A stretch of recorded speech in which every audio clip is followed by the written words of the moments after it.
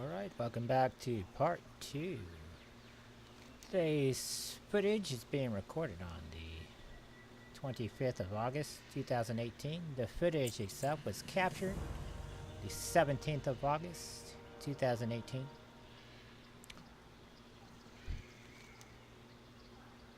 We were continuing on working with Goblin here and Troll. One's a voodoo witch doctor. The other is Goblin. And they're trying to get these two brontosaurs to mate. Those of you that are mainly Alliance players that haven't played on the Horde side, this is the stuff the Horde has to deal with whenever we go places in the world. We have to bring people together and mate. You never see Alliance having to do this kind of stuff.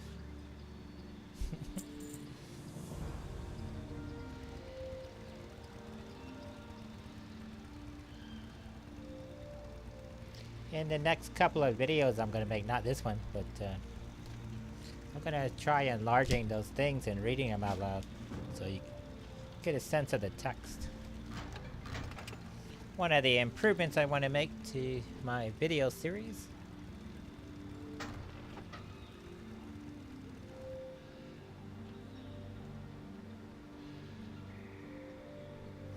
I got to see some of the videos as they've been uploaded to YouTube. This one, the part one of this one I've already uploaded. Got to see it on the big 4K TV. It looks pretty good.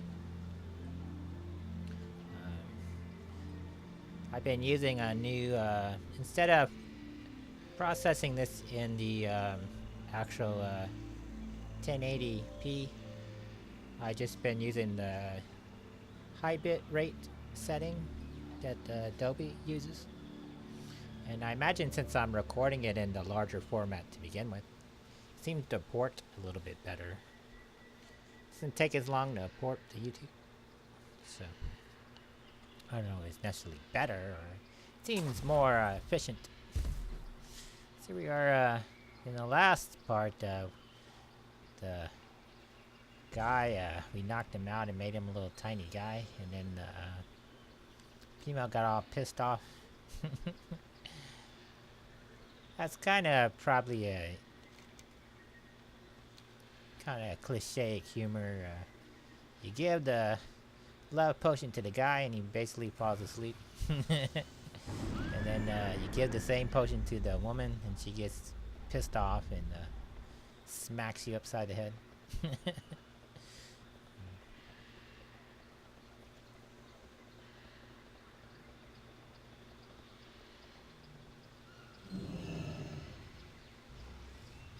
They sent us to kill this dude. I guess apparently she killed her young. So the only way to make her horny is to kill the guy that killed her eggs. Is basically what they're saying.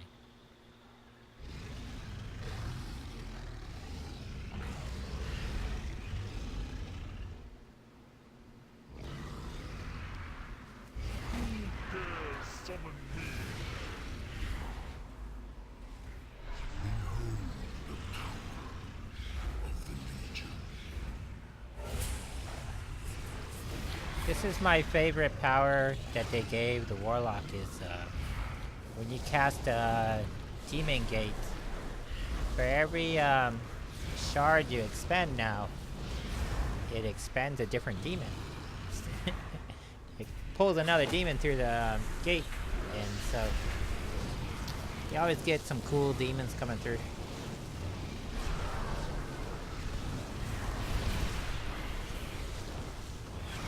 So if you cast Hand of Gul'dan one at a time instead of waiting for all three shards to charge up, you can get 3 different demons come through the gate.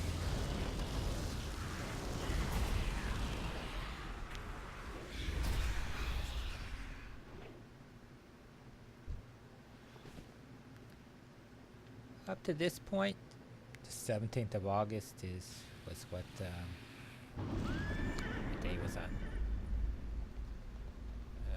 17th was Friday, last Friday.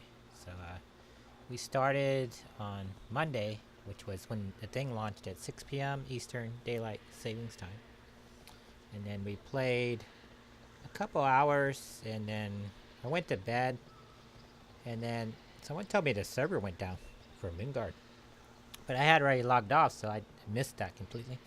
So my experience, I didn't even know the server went down. So if you're Blizzard Entertainment and you're watching this, it didn't affect me whatsoever. I didn't experience any real major issue with the server, other than it stalled 1 or 2 times, maybe 3. But they were spread out, and I expected it to stall because there were so many people playing that it was kind of minor. And then so I slept through the 14th, catch up on my sleep, and then 15th we were right back on it. And 16th and 17th is when I kind of standardized that I was going to make the videos an hour long and split it between 1 half hour and another half hour. It's pretty much how the video series is going to go on from now on. And I've only been playing since then an hour every night, which I like playing that way, as I'm more of a role player. I imagine once I get all my people leveled up in my one character that's 97, she's Horde 2, but Z Lydia Marie, she's on the Dalaran server, and it's not an RP realm, it's just a regular normal realm, but highly populated realm. And the guild I'm in that is called Rest in Peace. And I like being in that guild because I like the name. But they say they want to do raids later, but I don't know how they haven't really said how they're going to organize it yet. So we'll see. But it'll be a long time before that character can do it. She's still walking through Pandaria. Because I quest and I take my time, it takes me a long time to go through all the content with each character. So part of my problem with my OCD, it won't allow me to just power level through people. I always have to do it the right way, the proper way.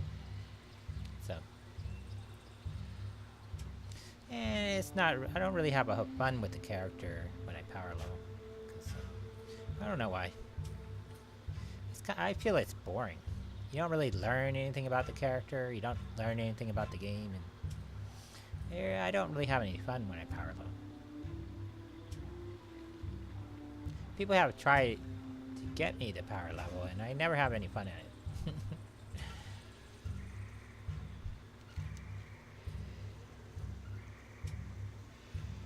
One of the reasons why I made this character and boosted it so I could be right up there where everybody else is at, and I could do raids. But since this character technically isn't in a guild, then my ability to do raids will be limited. I'll have to rely on the pickup group, which isn't ideal. But I don't really see a whole lot of Horde guilds streaming online. I only really see Alliance guilds streaming online. But that might change. This part 2, it's only 17 minutes long, so it's going to be really short. Luckily, right now it's Saturday night. I'm not planning to stream tonight, so I plan to work on all these videos throughout the night. That way I can get them up on YouTube by Monday and schedule it out for the week. I'm actually behind. I got my files that go all the way to the whatever last night was, the 24th of August. So I shot videos for all those days. So I'm gonna hopefully process all those videos tonight. Should be fine. They're only an hour long, so shouldn't take that long. 5 hours worth of videos. Not to mention Sunday. Sunday was when we did our play Z Lydia Marie. Sunday is gonna be my official go do a quest, and which I'll be playing that other character, which I have to record that tomorrow night too. But hopefully I get this all caught up. And there's no real hurry in processing it, but I would like to get them up and loaded up on YouTube using their scheduling So far this week, in the last 2 weeks, everything has gone really good for our station. Especially since we started streaming on Twitch. And then we've been exporting everything over to YouTube. And then we've been pretty much just making videos for YouTube in that time. So we pumped out a lot of videos in the last 2 weeks. And we stayed right on production, which I like. There's some learning curve. Apparently when you export to YouTube, initially the video, even if it's like, say I do a stream on Monday and I wait till Tuesday to port it to YouTube. It'll usually load up that day, but say I go watch the video on Wednesday or Thursday, it may not necessarily be in HD at that time. It takes longer for the videos to process to HD. And hopefully it happens within the, because you only have 12 days for your video to be up on Twitch before they go away forever. So if you run into problems, I would suggest, especially if you're new to streaming and you're going the Twitch and YouTube route like I am,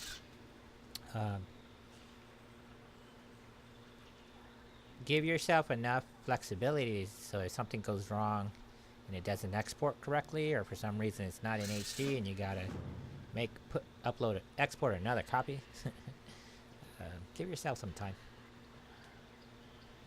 12 days is plenty of time to do that, but don't wait till the last minute. One thing I did learn on Twitch this week is their rerun tool, you actually have to turn it on. It's not automatic, which I kind of like. So I have to make sure when I get up early in the morning, I hit that rerun button. We're coming up on our first 12th day on Twitch, so the videos that we put up 12 days ago should start coming off automatically, I think. Which is cool.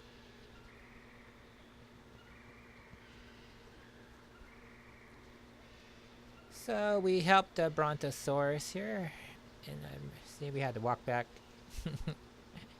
Yeah, I like walking. I'm an RPer, role player. That's what we do. For me, it's fun walking through all these wilderness, seeing all the creatures and meeting people along the way.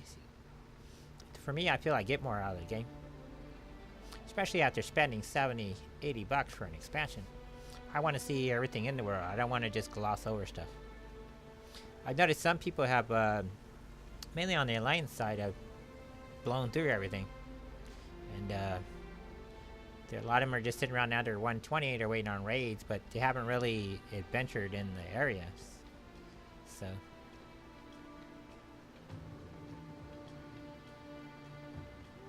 there's nothing really wrong with that playstyle. I can't do that. It's not. I have to take my time and play and enjoy what I'm doing. I think because I'm older now. When I was 20, I used to go and just blow through stuff. But even then, I took my time. But I would spend 20 hours playing, dedicated to it. Now I don't do that anymore. Now I jump on, do my thing in an hour, and jump off. Especially when you can, in the current age of games where there's so many games to play. Like I play like Star Trek Online, I play Star Trek Bridge Crew, I play World of Tanks, World of Warships. So I like to keep my schedule paced out. And now that we're streaming videos and producing videos all the time, it's good that you pace yourself out and schedule yourself out. Keep myself schedule, keep my schedule organized. I use the Outlook.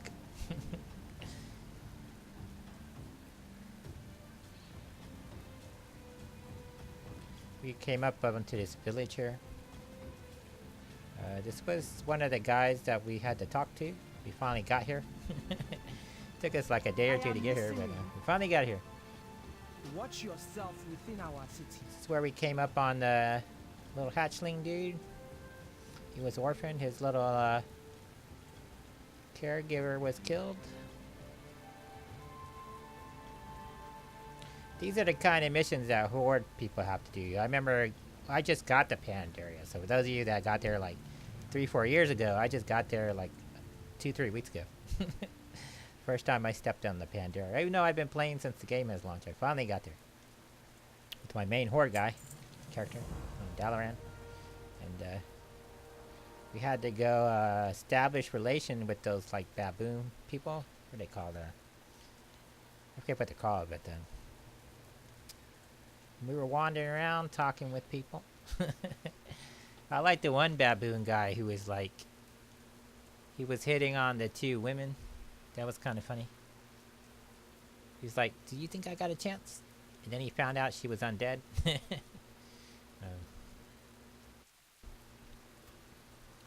was like, "Whoa."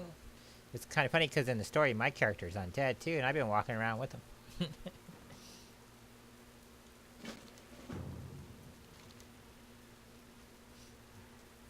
I like it when you walk up to people for the first time as a Forsaken in the game, and in the dialogue, they're like, I like that they programmed that into the game. There's like a, my experience in playing Forsaken and other characters in this game is when people first meet a Forsaken for the first time, even with the dialogue, it's really funny and interesting when they first meet you.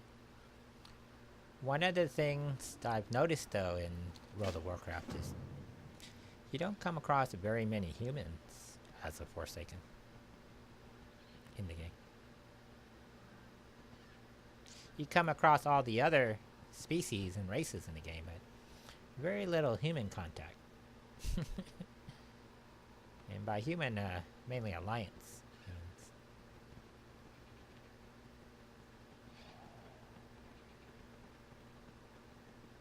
But the initial contact with the Forsaken is always the same. So I decided to rest here at the end. I didn't make my Hearthstone here, but I decided to stay at the end. One thing I like to do is when I'm exploring is stay at all the different ends in town. So this is the end. We'll pick it up in the next clip for the 18th of August. See you then. Enjoy your day. Have fun.